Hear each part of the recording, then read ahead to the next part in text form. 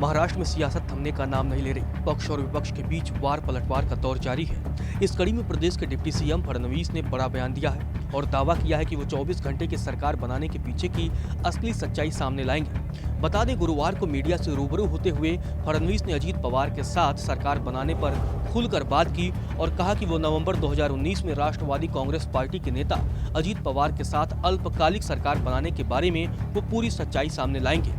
दरअसल 2019 में महाराष्ट्र के विधानसभा चुनाव के बाद शिवसेना और बीजेपी में सीएम पद को लेकर रार चल रही थी।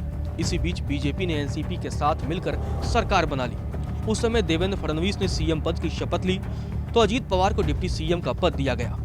इसी को लेकर हाल ही में देवेंद्र फडणवीस ने दावा किया था कि इस पूरे घटनाक्रम में एनसीपी प्रमुख शरद पवार ने मुख्य भूमिका अदा की थी। ये बयान सामने आने के बाद सियासत तेज हो गई है। मामले में शरद पवार ने नाराजगी जाहिर की। बता दें कि मामले में गुरुवार को फडणवीस ने मीडिया के सवालों का जवाब देते हुए कहा कि हम धीरे धीरे पूरी जानकारी आप सबके सामने लाएंगे। फिलहाल जो पब्लिक डोमेन में है वह केवल आधा सच है। मैं पूरी बात सामने लाऊंगा। जैसे ही मैं कुछ कहता हूं, दूसरी तरफ से और जानकारी सामने आ जाती है। मैं सारी जानकारी सामने लाऊंगा।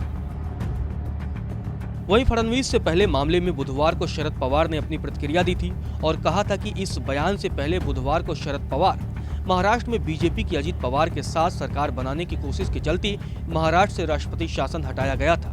अगर यह कोशिश नहीं होती तो राज्य में राष्ट्रपति शासन जारी रहता और अगर राष्ट्रपति शासन नहीं हटा होता तो क्या उद्धव ठाकरे मुख्यमंत्री पद की शपथ लेते।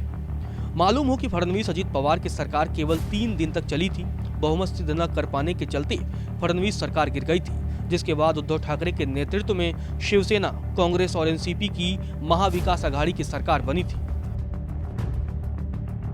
वहीं इन सब के बीच एनसीपी प्रवक्ता महेश तापसे ने फडणवीस पर लोगों को गुमराह करने का आरोप लगाया है और कहा कि शरद पवार बीजेपी के साथ गठबंधन के लिए राजी हो गए थे, लेकिन फडणवीस को सीएम नहीं चाहते थे।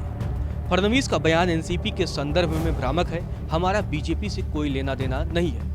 हमारा केवल महाविकास आघाड़ी के भागीदारों से पूरा तालमेल है और हमारी विचारधारा बीजेपी की विचारधारा के विरोध में है। खैर, महाराष्ट्र में सत्ता परिवर्तन के बाद से ही एक दूसरे पर जुबानी जंग जारी है। ऐसे में फडणवीस सरकार की सच्चाई कब सामने लाते हैं, ये देखना दिलचस्प होगा।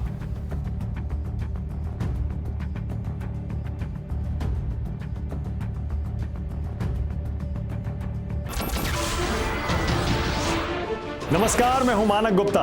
अगर आपको हमारा ये वीडियो पसंद आया हो तो इसे लाइक और शेयर जरूर करें और हाँ, हमें सब्सक्राइब और फॉलो करना ना भूलें ताकि आप देश और दुनिया की कोई खबर मिस ना करें। तो जुड़े रहिए हमारे साथ और देखते रहिए News 24।